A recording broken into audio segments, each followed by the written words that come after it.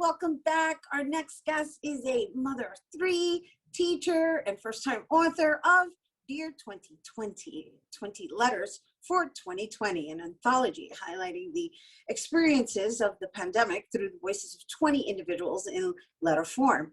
The book captures everything from pain, insight, heartbreak, joy, and most importantly, an unforgettable year. Joining us to tell us more, please welcome author Lissedia Batista-Gonzalez. Hello and welcome. Hi, everyone. Thank you for having me. Well, thank you for finding the time. I can't imagine. Teacher, mother of three, which means you're a homeschool teacher on top of being a teacher, and now author, and also coordinating an editor because you coordinated 20 writers. So where shall we begin? Let's begin with the balancing act. How about that? Wow. I think as a female, as a woman, it just something that you're used to doing, right? As once you become a mom, you have to learn how to juggle 20 different things at the same time. Having three kids made me, kind of like an expert in that. When one is jumping on the table and the other one is jumping on the couch and the other one is trying to touch something hot, you kind of just have to learn how to just, right? Just go from different places. And right, multitasking. We're multitasking. Multitasking masters, right? Yes. So I think it just, it just comes naturally, I guess. Well, let's just say you've become an expert within the year, right? Yes. On a whole nother level, right? Definitely. So I gotta say, this concept of drafting up letters addressing 2020 and then making it an entire book is really, really brilliant. It really is, because 2020 is, I think, a year that none of us are going to forget. So let's talk about the inspiration and how you selected the writers that were going to be a contribution to this book. So the inspiration just came from the year itself, right? It was like you mentioned, right? It was a crazy year. A lot of us experienced it very differently. And so towards the end of the year, around, the last 2 weeks of December, all I can see on my social media was, forget 2020. I can't wait for 2020 to be over. This was the worst year. But at the same time, I was just reflecting on it and thinking back to my friends. I have friends who welcomed their first child. I have friends who bought their first home, right? And so, I was sitting at the dining room table with my husband, and I had that conversation with him. Well, I just wrote down the question and I said, what do you think about 2020? And he looked at me puzzled, like, what do you mean? I said, well, how would you describe it? Like, what do you think about it? Because, and I explained to him, this is happening on social media. He doesn't really have social media, so he's oblivious to anything that goes on there.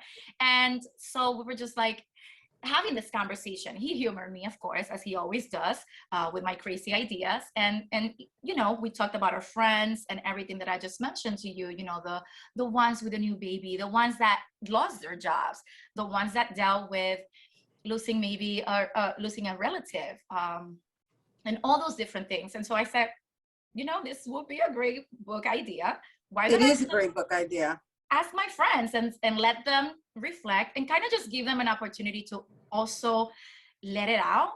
I figured just sit down and let it out. And that's how I presented it to them as well. I say, if you're willing to reflect on the year and share your reflection with me, I would really appreciate it, because I'm thinking about this book idea. And that's really how the whole thing came about.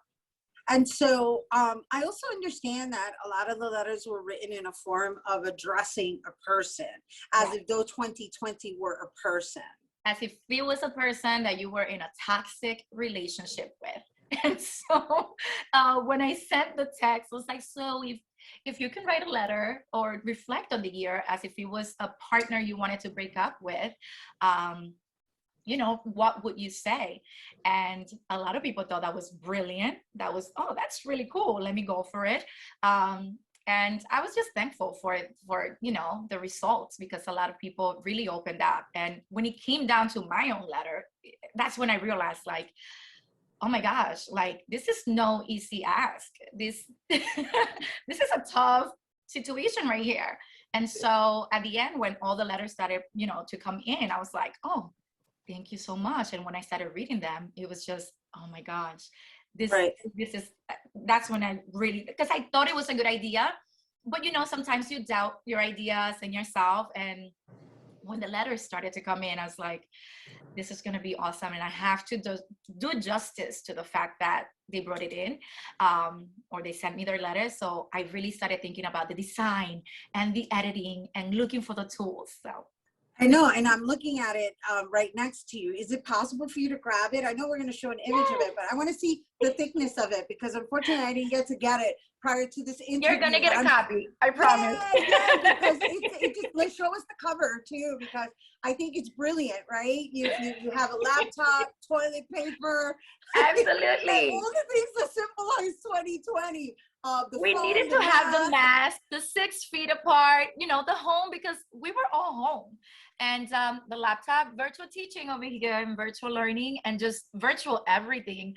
We were having virtual birthdays, virtual meetings, just overall, everything just became, laptop became number one. And of course, you know, the infamous coronavirus.